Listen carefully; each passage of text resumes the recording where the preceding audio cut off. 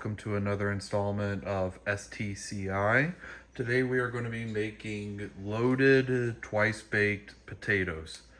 I have here a bunch of rustic potatoes. It's about 5 pounds. That's what the bag said.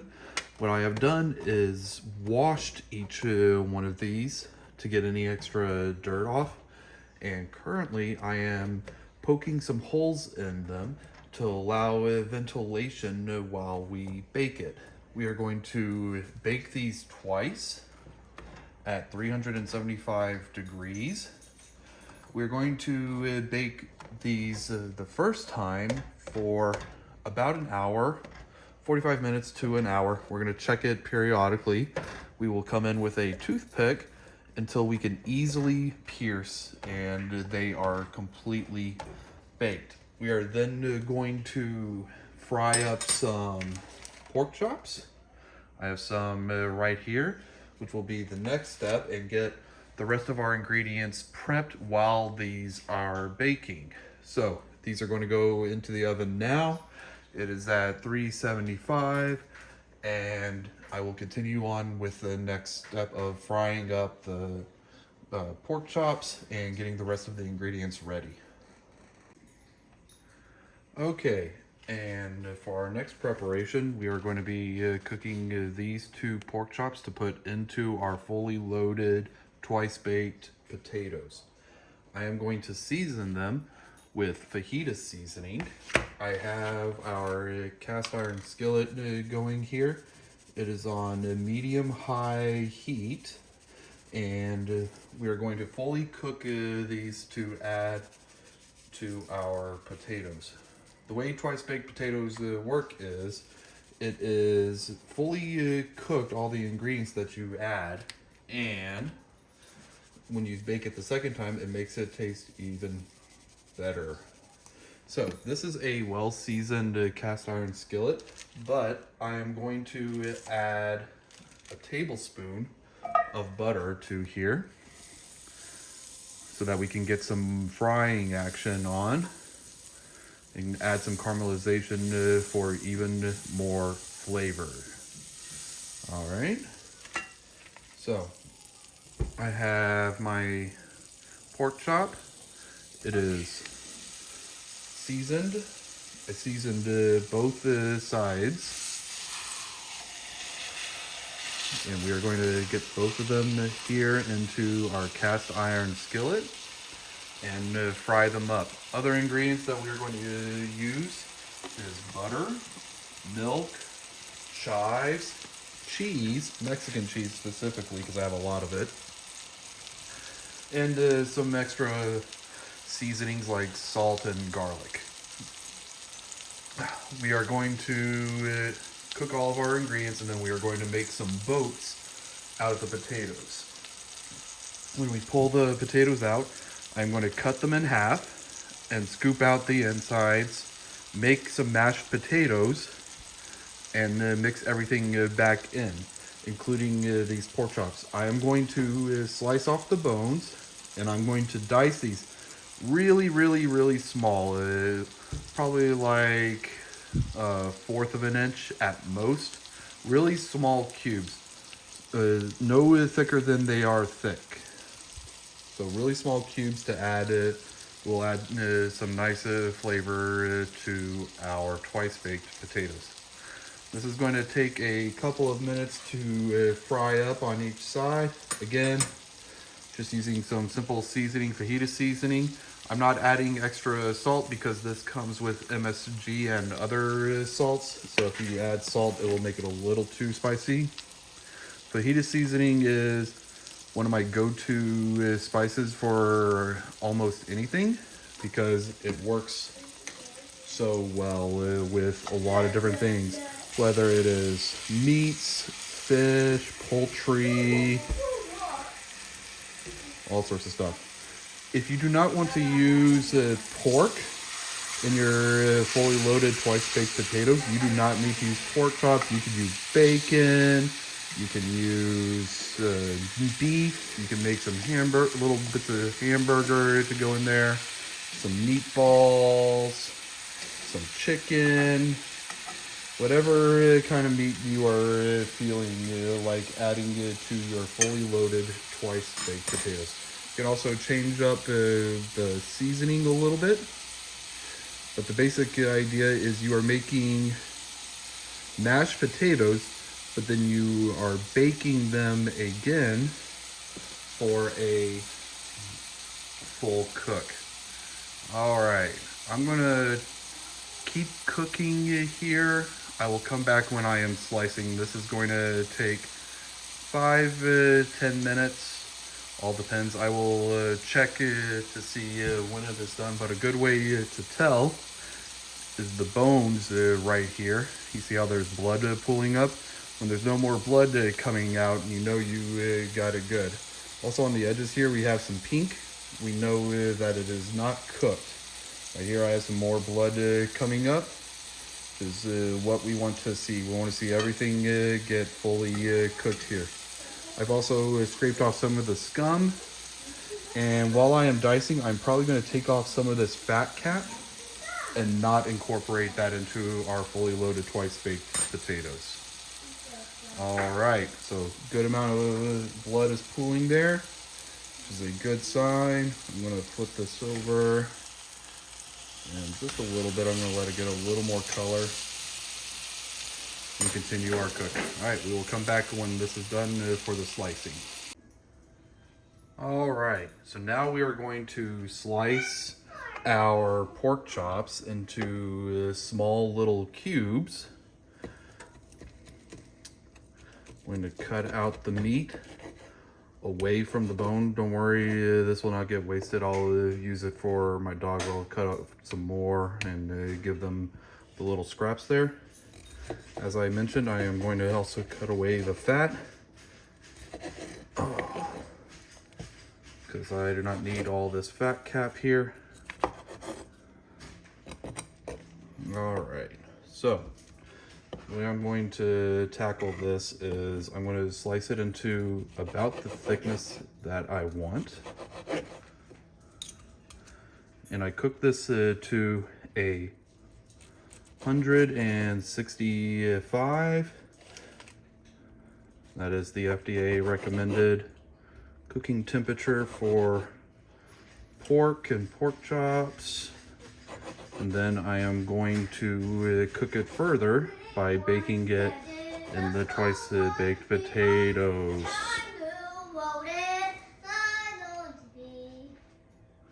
So we have some kids who are excited for some twice baked potatoes. I know I am. And Maddie, you want some twice baked potatoes? No. Yes, you do. Gonna have some pork chops in our fully loaded twice baked potatoes. It'll be so good.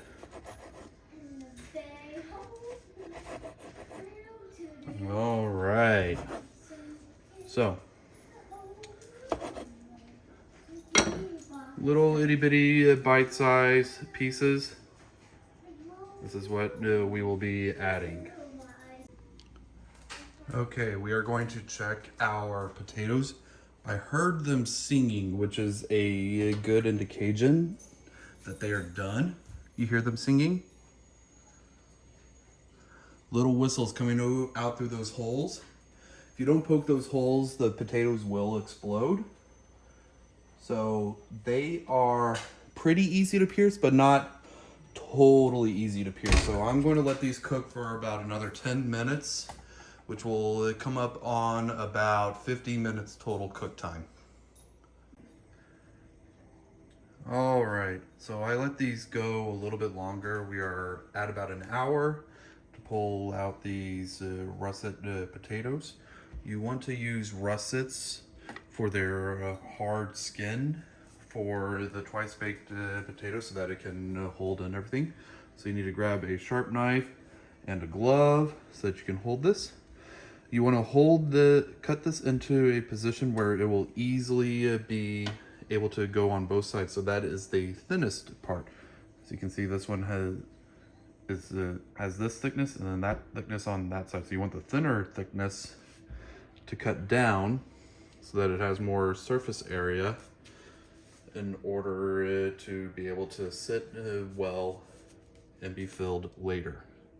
So we're gonna cut this down. As you see, it is still piping hot, which is what we want. I am then going to scoop out the insides with my spoon. I'm going to do well not to break the skin, because we are going to use this for our containment vessel of our mashed potatoes.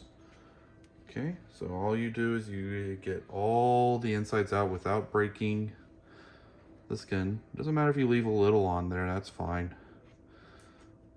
You want to do the best that you can. All right, once we get all of these scooped out, we will make our mashed potatoes and add it back. All right, I'm going to turn this off and get the rest prepared and show you the next step. All right, so I have scooped out all of the skins here. I broke a couple and I just threw them in there. It will add some good flavor. So we are going to add some butter.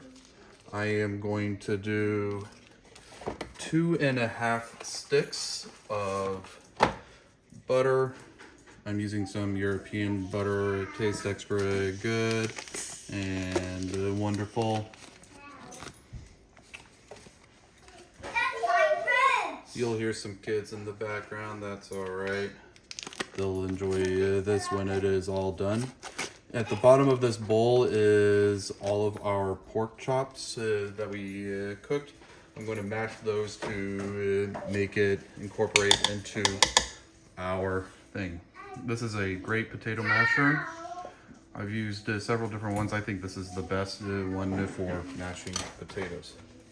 I'm going to add about a cup of milk here.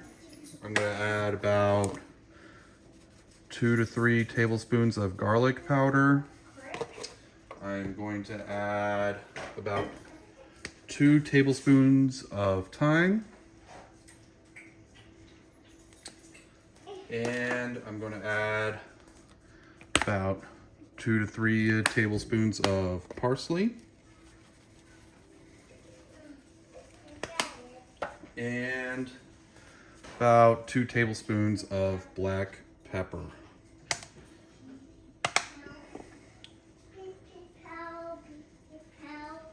Then I am going to add about a cup of Mexican style cheese. It has Monterey Jack, cheddar, asadero, and queso. This cheese is really good. We like this a lot. We use it in a lot of different recipes. Need a little more cheese here. And I'm going to be adding cheese on top as well. All right, so you're going to mash until everything is incorporated and a good consistency. And you will use the pork chops at the bottom, incorporate those too. It doesn't matter if you mash those a little bit. You want those to get incorporated in as well. So I'm just going to keep on mashing. If I feel I need more ingredients, I will add as needed. Looks pretty good to me until you get the consistency that you want. I feel I did not add enough milk, so I'm going to add some more. About half a cup here. And continue mixing everything together. So let's keep pushing down and mixing up until you have well mixed mashed potatoes. Another important thing is to taste as you go. it looks good, but how does it taste? We are going to be baking this again, which will add a depth of flavor, but it will be good. So I'm going to take my spoon, give it a little bit of taste. I'm going to get some of that pork as well. It's missing something. It is missing a little bit of salt. This is why you always taste as you go along. Make sure that you get everything that you need. Add about 2 tablespoons of salt. And then give that a good mix. Make sure you scrape down the sides. Make sure those are all mixed in well.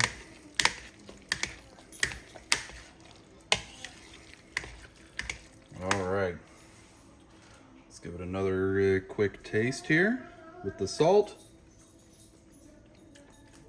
Yep, that is exactly what it needed.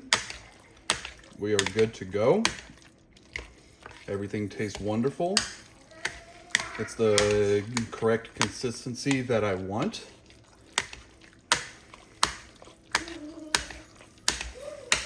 So now I am going to fill up the boats and make those good. So all you do is you take your filling, fill it in. You have added ingredients, so it is going to be higher than level. So you want to really fill it up. All right, fully loaded. Sure you got a good amount in there. All right, I'm gonna keep on filling. Make them all good. I'm gonna get 2 here and continue filling because this is gonna take me a minute to make sure I get it all in there. But what I'm going to do is once they are at the level that I want, I'm gonna take some of this cheese here and sprinkle it right on top. And then we are going to bake this at 375 for about 15 minutes to get it all nice and cooked. All right, I'll be back in a minute when this is all done and we're putting it in. All right, so now we have our fully loaded potatoes ready for baking again. We're gonna do this for about 15 minutes until everything is heated up and cooked thoroughly through. I have it at 375 and we'll do that for about 15 minutes. All right, and now we are going to pull out our potatoes. They're looking ooey gooey and delicious. And we will dive in.